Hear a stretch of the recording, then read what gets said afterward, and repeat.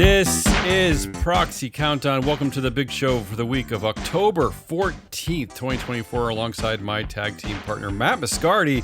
I'm Damion Rallis, and today's countdown, the Qualcomm boardroom smells a lot more like Hewlett Packard, an early Christmas at Motorola Solutions, Pfizer is playing defense with a man named Mortimer, a moral victory for Arjuna Capital at the Procter Gamble annual meeting. And on the big vote, Matt waxes poetic about Parker Hannifin, the company you think you might have heard of at one point. I don't think Maybe. So. No. Let's go to our top stories in the trade wire. The Qualcomm board has added Hewlett Packard Enterprise CFO Marie Myers.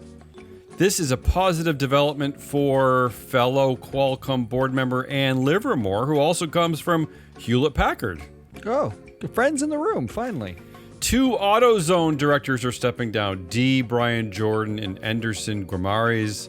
This is a positive development for our very own Matt Moscardi, who suggested that Jordan be voted out at their last annual meeting. It's a company we covered here. You wanted Jordan out. Now he's stepping down.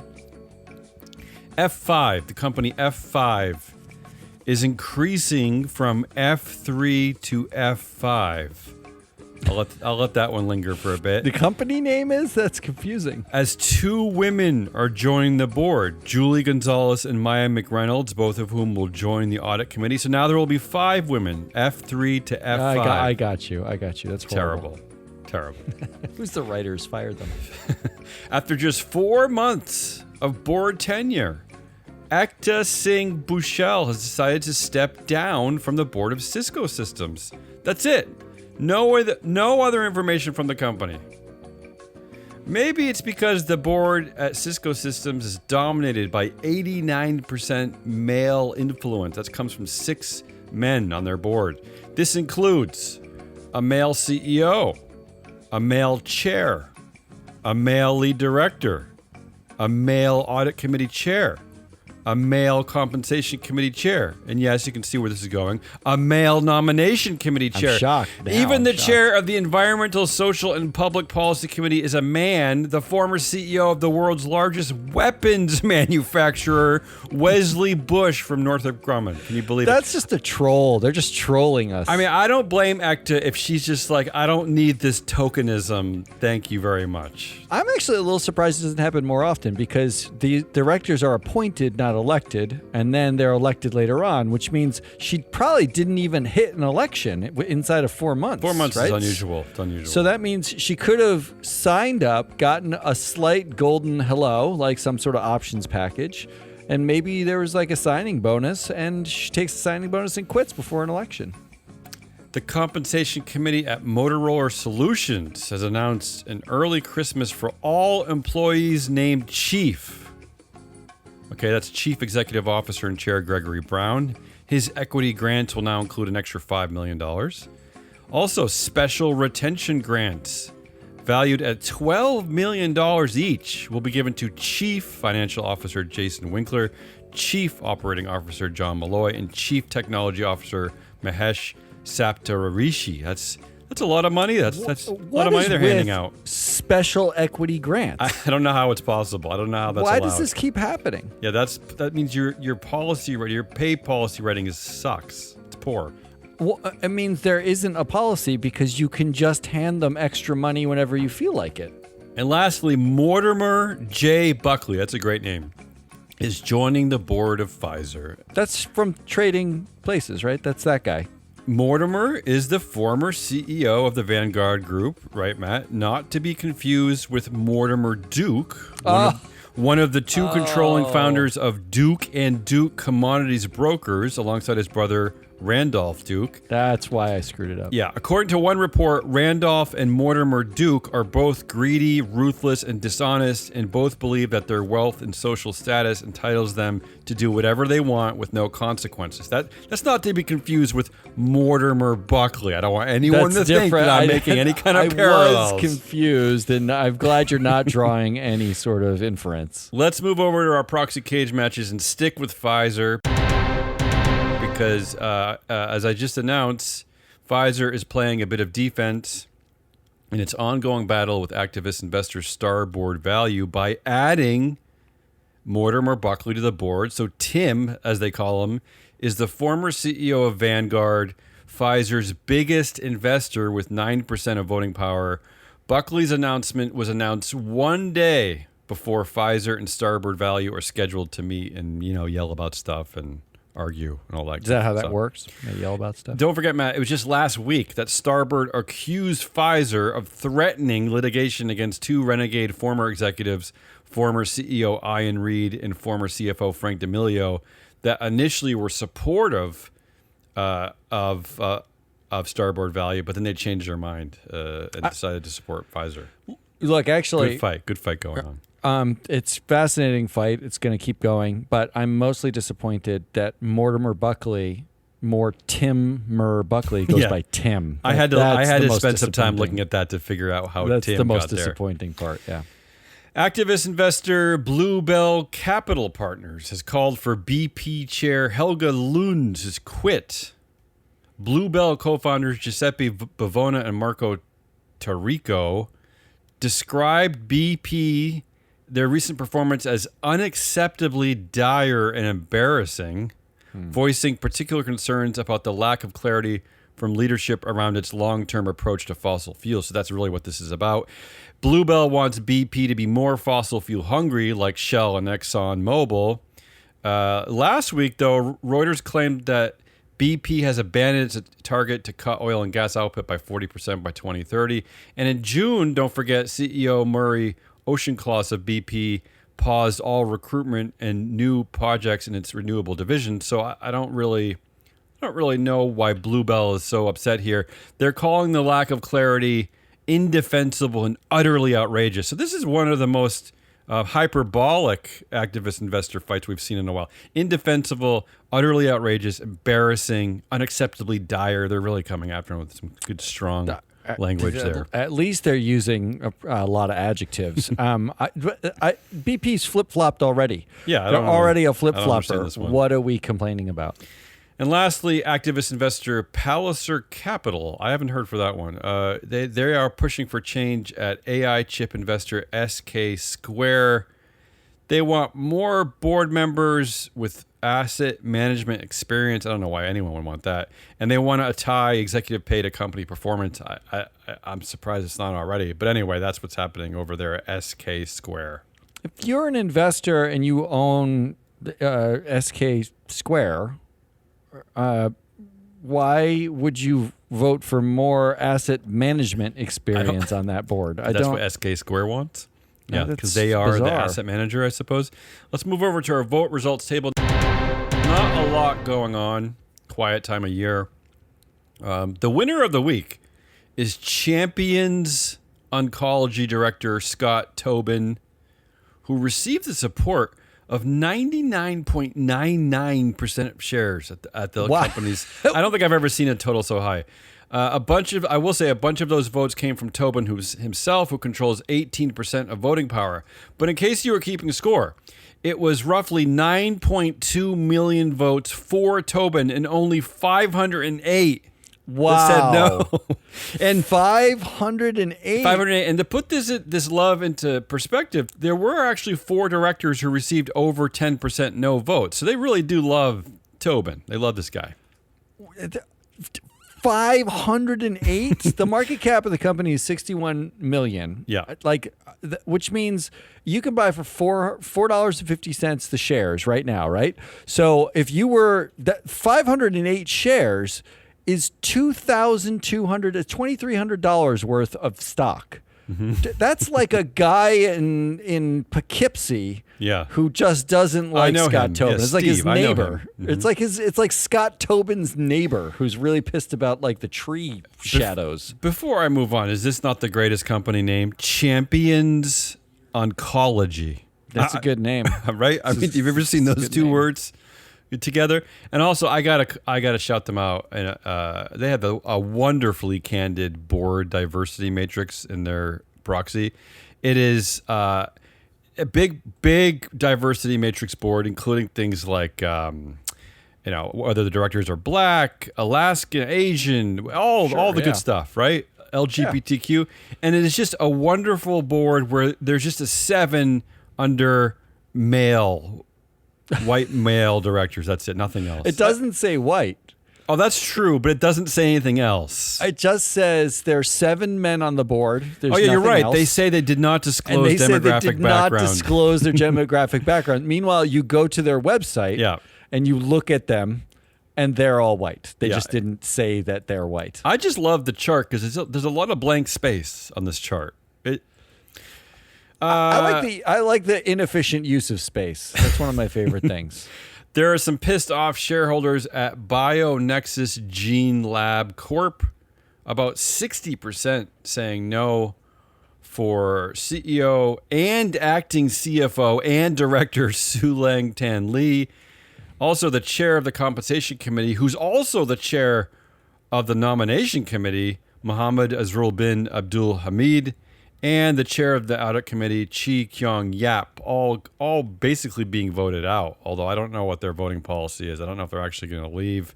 Shareholders are clearly pissed off about the company's stock price, which is currently 38 cents. So I get it.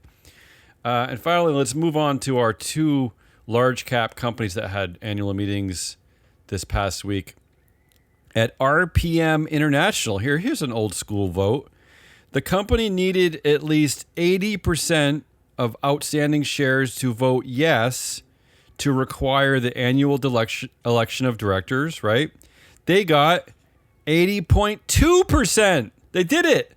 I mean, think of how fun that champagne-soaked celebration was. That's just an incredible victory at RPM International. And finally, at the Procter Gamble Company, a shareholder proposal from Arjuna Capital requesting a report on both quantitative median and adjusted pay gaps across race and gender received the support of 30% of shareholders. Again, another moral victory here, considering Vanguard and BlackRock control more than 16% of the vote. Remember, I stated earlier in one of these shows that there is a data point that most international corporate governance research firms has determined means effective control of the company. If an entity owns 30% of shares, that is effectively a controlled company. It means they effectively control the company. I think it should be the same for shareholder proposals. If they get to this 30% threshold, that should be an effective yes vote. That's my bizarre I theory. like your bizarre democracy. I'd Why like not? to live inside Why it. not? Yeah. All right. Let's move over to the big vote. This week, we're covering a company called Parker Hannifin. Matt, their annual meeting is coming up next week, October 23rd. I don't know what to say here. This is a company that's so boring, so middle of the road that I don't really even have. I have a bit of an introduction for you to hand off. I don't have much to say. I'm just going to hand it off. How about that? Okay. All right. That sets me up nicely. This is one of the few companies that can sneak up on you with the fact that it's an $82 billion company. That's why we picked it. We always pick large cap companies to cover. $82 billion. $82 billion is a lot of money for a company that you probably don't know who they are or care about them at all. 64% of their sales are U.S. sales, 36% non-U.S., 10% of the revenue is from defense contracts. So what they make are industrial parts. They make like hydraulics, and they make like sensors, and they make like, the parts inside of stuff that actually do something. In fact, the CEO, a woman named Jen Parmentier. Yep. I assume she says it with a French accent. She's the chair and CEO, 19% of board influence. Rare when you see a female chair and CEO combo. They usually aren't allowed to have the chair, but good for her. Her sexy background includes she worked in the Motion Systems Group. She worked in Engineered Material Group, the Instrumentation Group, Hose Products Division, and the Fluid Connectors Group. Wow. She's a lifer. She's worked in a couple different places in the groups inside those organizations, in these groups. There is an sort of incredibly unsexy industry of parts manufacturers that are largely in the Midwest of the United States or headquartered there, that do like the hoses that connect two things together, or like the grease that, or hydraulic press, like those kind of things, right? Those necessary things. This is one of those companies where the stock has just gone up. It trades almost like a commodity, but the commodity is just like industrial parts. So it's linked to other industries in some way. The whole game is diversity in buyers, because you don't want to just sell entirely to like Caterpillar and then have ag go, down the drain and you don't have any buyers, right? They in classic American company style, they went out and hired consultants to come up with a strategy that they trademarked called the WIN strategy, which sets out a few goals. It's a great strategy, yeah. Yeah, winning is great. One of their goals is, and this is a verbatim goal, it's goals. Environmental, social, and governance. That's a goal. That's it. It doesn't say anything about that. That's one of our goals here. It just says that. Yep. And they subscribe to Kaizen, which is a Japanese incremental improvement theory of business. It is literally like textbook. A bunch of people make hydraulic presses. Every once in a while, someone comes in and says, we need a new strategy. Hire McKinsey, have them put together a deck for us with a Japanese, a philosophy attached to it that we can trademark. This is not a unionized company, and there's rumblings about unionization. Oh. But the company is literally so boring as to be utterly deceiving. It's Fortune 250, S&P 500 company that you've never heard of, okay? Yeah. That's the backdrop for these people. Yeah, and I will say, unusually for a company of this size, it is, as you said, there's quite a bit of female power on this company. They have a positive female power gap. Yes, rare. Of 8%, meaning that 45% of the board is women and 53% of the influence is held by the women. So it is rare.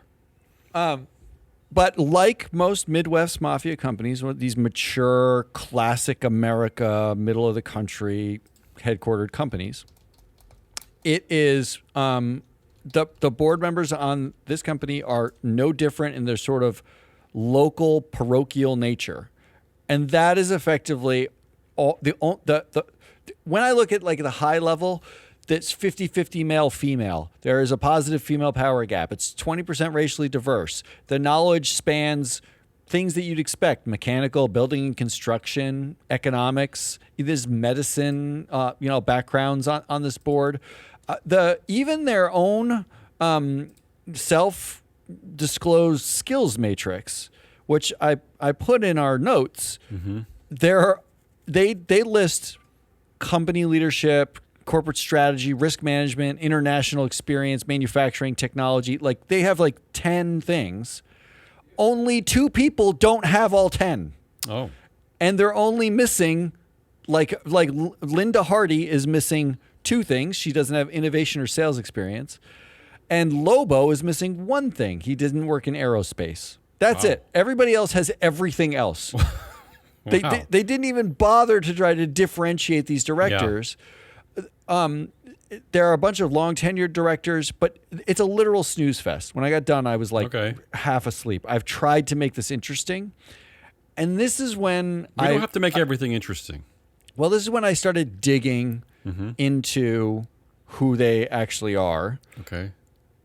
The company's nominating policy for the board is they will review at least annually the board for skills, qualifications, experience, and an assessment of judgment, skill, integrity, independence, conflicts of interest, business and organizational experience, and then oversight abilities, among other factors that the board deems relevant. This is very standard and boilerplate. Yep. What I realized was 70% of the board sits on the nominating committee. Almost the entire board is on the nominating committee. I noticed that. The talent pool that you'd think with a board where you have 10 people on the board and 7 of them are on the nominating committee, that they'd have a long, wide talent reach, right? Like they'd be going all over the world for the best talent. The reality is they haven't gone more than a couple 100 miles. And I mean that literally. 25 of the connections between directors in the last decade, 16 of them go through one company, Nordson. Okay. Nordson, like mostly these are ex-directors now. But the current CEO is connected to Laura Thompson, who's on the board through Nordson. Nordson headquarters are in Westlake, Ohio. Okay. Parker Hannifin headquarters are in Cleveland, Ohio. Yeah, it is so a 42-minute drive. I was going to say, that's right where I went to between the two. college. That's right next door, yeah. In fact, 100% of the directors on this board are less than a 2-hour flight from headquarters. 100%. The farthest by miles are Linda Hardy and Lance Fritz. Fritz is a client. He basically was on a train. He worked at a train company, and a lot of their buyers are train companies. And Hardy is long tenured and highly connected to everybody else. 4 of the 9 independent directors are inside of 250 miles of the headquarters. You know, it's funny you mentioned this because one of the notes I took was that for all the companies we look at, the thing that stuck out to me was that there are a lot of what I call lifer directors. Lifer meaning that these are executives that come from companies and that's the only job they've had. Yeah, right. That's it. They don't have disparate backgrounds. They just have this very like normal Midwestern, like this is where I come from. This is where I've always been. I started here in 1983. Yes, I've worked here for 40 years. A full 70%, 7 out of 10 directions. So much that I even had to make a note of this because I don't think I've ever seen that before. So it does strike me as interesting to what you're saying. Like there's something very risk averse about this group. I don't know if that's the right word. I don't know. The amazing part about it is not only are they lifers at their companies, but I mapped all those companies and where they were. And then I took the extra step of saying, well, where did they all go to college? Where did they get degrees, undergrad? And where did they get graduate degrees if they have them? In fact, when I use all the institutions that they went to in their careers and map all the headquarters or the locations of the universities, if I use the shortest distance to Parker Hannifin's headquarters, Yep. 66% of the directors, fully 2/3 of the board, have lived, learned, or worked 250 miles away from Parker. Okay. Half of them are under 200 miles. That's a drive. That's like a 2.5-hour drive. The influence of directors University of who Michigan, I'm thinking. lived and worked in just Ohio is 40% on the board. Just Ohio. Remember, this is a company where fully 1/3 of their business is international, 10% of their business is defense contracting. What are we doing? Is there not? I looked at the what they list as peers. They list peers in their pay, right? Like who they choose as peers. There are actually 175 active directors at those peers, many of whom have backgrounds more than 200 miles from like Parker Hannifin's headquarters. Yeah. None of them were available to sit on your board. Not one. The level of local parochial insanity on this board, which would be a nothing burger company otherwise. But this is an $80 billion company. Yeah, it is unusual. This isn't a nothing company. Something tells me they like the lighting low. They like it quiet, right? Maybe there's some white noise in the background. No sudden movements, right? Everything's very calm. I mean, these are all people whose kids could ostensibly go to the same private schools because they're not that far away from each other. Sure. That is not what you want when it comes to an independent assessment of the long-term strategy of a company, an $80 billion investment company. You'd think the talent pool could expand beyond 200 miles of headquarters. I literally think they have one guy who's just driving around from Starbucks to Starbucks being like, have you ever worked at an international company? We can add you to our board. And it's whatever the radius he's willing to drive is, 200 miles. So here are my Well, you might be talking about James Wainscott. He's the lead director and the nomination committee chair, and I think, well, he's one of the most long tenured directors. He's been there for at least 15 years. 15 years, yeah. Yeah. He might be the architect.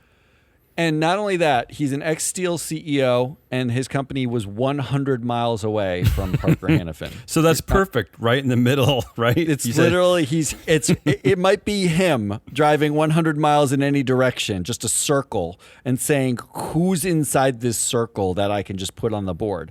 So here are my recommendations. Vote against Scamanci. He's retiring. He's got to retire. He hits the mandatory retirement age anyway. He's got duplicative skills to everybody else, according to own disclosure. He's one of the people inside the 250-mile bubble. Basically, what I'm going to say is the longest tenured directors inside the 200-mile bubble. Sure. Get rid of them. Like, you don't need like Wayne Scott, who's not independent after 15 years. He's been there for 15 years.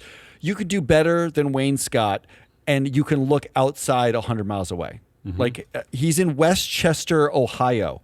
I literally think they probably, like, he's meeting people at the local Walgreens to add them to the board.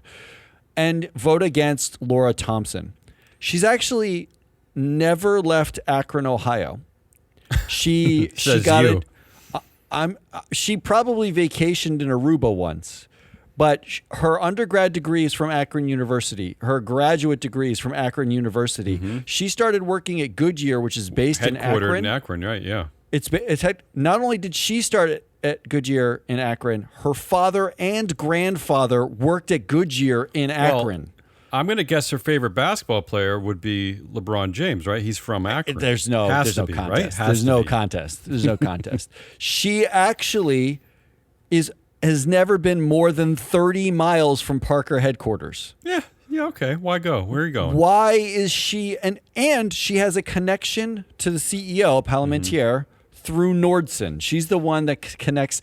Why are we doing this? Why? I mean, I'm sure you can find somebody... It's unusual. With an accounting background, who's got skills, who even worked at Goodyear that didn't live their entire lives 30 minutes from where your headquarters are. I just applaud you for making Parker Hannifin memorable because this is remarkable, honestly. We've never really come across this before. I've never seen it. We've talked about like red states, like conservative, like bigger bubbles, right? But we're now talking about in Ohio. Bubble. That's lifer directors who don't take other jobs. So those are my recommendations for the board. Let's get outside of the idea that an $80 billion company should be run by people who live 30 minutes away from each other. Anything else you want to cover before we wrap up? They have I don't think they have of course they have no shareholder proposals, right? Does that surprise you that there's no drama in the boardroom? I don't know if you want to add anything about Say on Pay or the auditor vote. I'm assuming. I only picked one thing out on Say on Pay. You pointed out that they changed the LTIP awards as is common practice now, the LTIP pays out 50% if you fall below a certain threshold, meaning like you could be the worst company in your entire industry and you'd still get 50% of your bonus, right? Yeah, I guess just for existing, you still get the bonus. So you pointed out that they actually went from 35th percentile. So if you fall below the 35th percentile, you get 50% to 25th percentile. It's a tricky little change there. Yeah. That not only is that a tricky little change, but they were holding them to a slightly higher standard before, and they lowered the standard. They get more pay now for being between the 35th and 25th percentile. Which, what are we doing?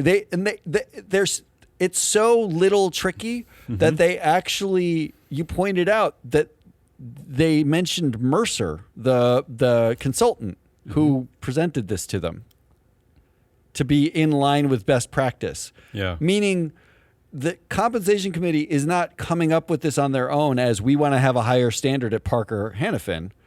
They are saying, well, Mercer said everyone else makes it easier for their executives to make that. Everyone else gets paid for failure, so we will too be paid for failure. So we will also pay for failure. Yeah.